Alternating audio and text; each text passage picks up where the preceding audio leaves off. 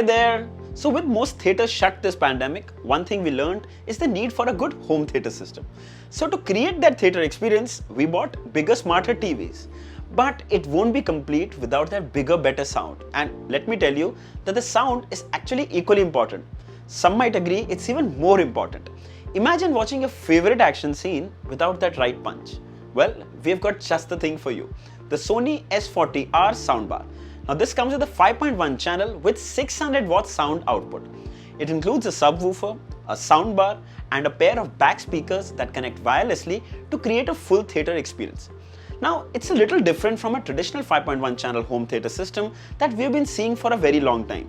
Now we usually see that the amplifier, all the ports, the display, the controls are all in the soundbar. But with the S40R, we get all that in the subwoofer. And that's actually a really practical concept. No LED lights and no buttons on the soundbar to distract you.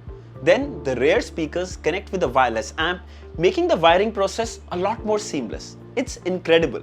So let me take you through a quick unboxing. I'll share my experience so you can decide if this one is perfect for your home or not. Let's begin.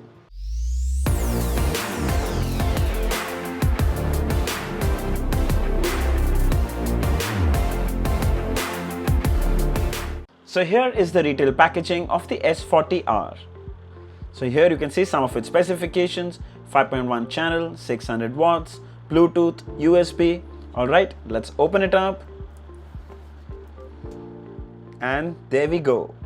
Inside the box is the soundbar itself, the subwoofer, two rear speakers, one for the left channel, one for the right channel.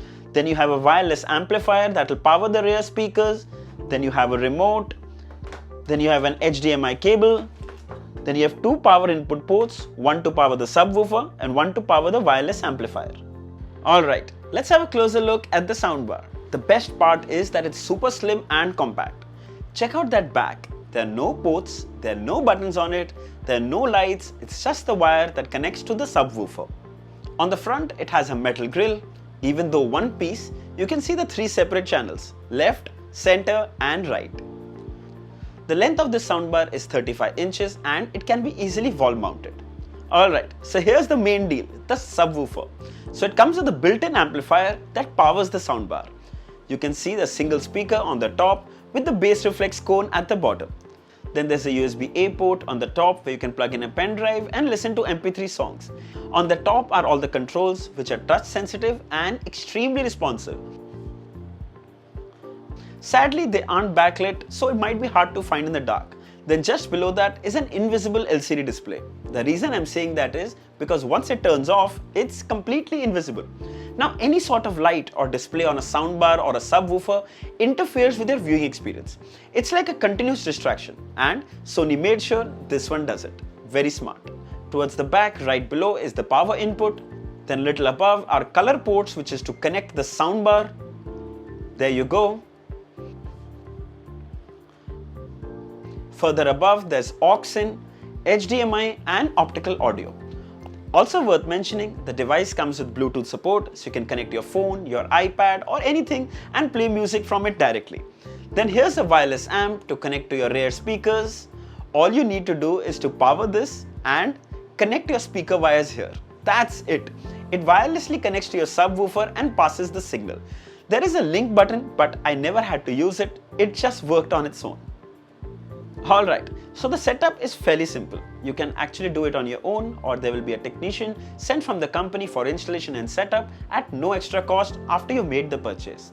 Currently, I've set up the soundbar with my TV via an HDMI ARC port.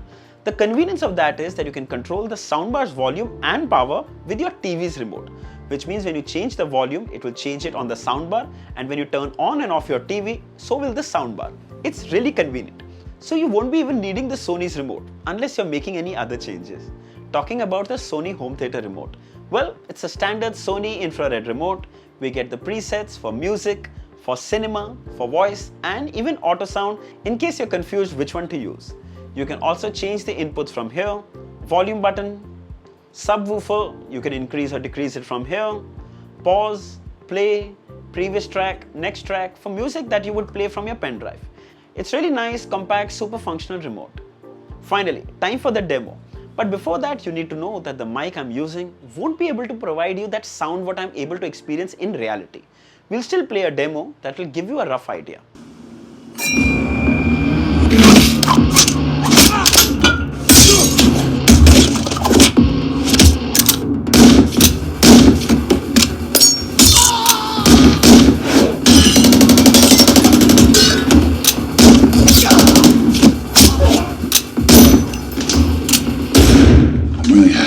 Everybody knows that I'm breaking down.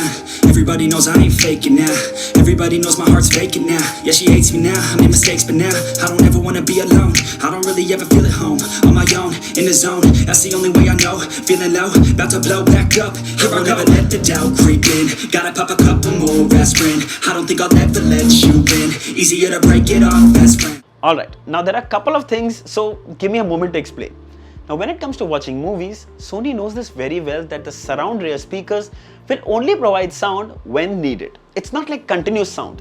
Like vocals and music will come from the front soundbar, bass from the subwoofer, but the rear speakers will only come into action when there is a specific sound from that direction. Like a car passing by, thundering in the background. The rear speakers are mostly silent, but provide you the audio only when needed. You'll be surprised how well they create the feeling of you being the center of that action. It creates a third dimension, quite literally. But remember that the movie you're playing supports 5.1. Now if you're playing from Netflix, you can see it's mentioned 5.1 support. Overall, I can say that the audio fidelity is amazing. Clear vocals and excellent separation. Now the bass is punchy and we all know that Sony excels at it. But what truly I'm a fan of is that the bass is not overpowering. Just like the rear speakers, the bass doesn't kick in unless necessary. But when needed, it's damn powerful. You can further tune the amount of bass by changing the subwoofer volume. Then when it comes to playing music, these same rear speakers make the audio sound even richer, more clearer and perfect surround. Thanks to Bluetooth and pen drive support, the soundbar is powerful enough for a house party as well. By the way, here's a tip.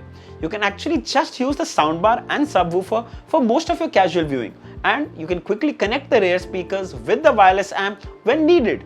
Like make your surround sound experience setup in just 2 minutes. Amazing! The Sony S40R is probably one of the easiest to recommend soundbars with true 5.1 surround sound.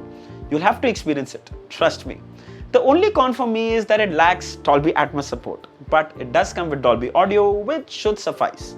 You can get this soundbar for $28,990 from Amazon.in. For a 600 watt output soundbar with wireless amp for rear speakers, it's a really good product. I'll leave the links below in the description. If you'd like to buy one, you should definitely check it out. So I hope this video was helpful. If there are any questions, mention them down in the comments. I'll be happy to answer them. Don't forget to like, share and subscribe. Until next time, cheers!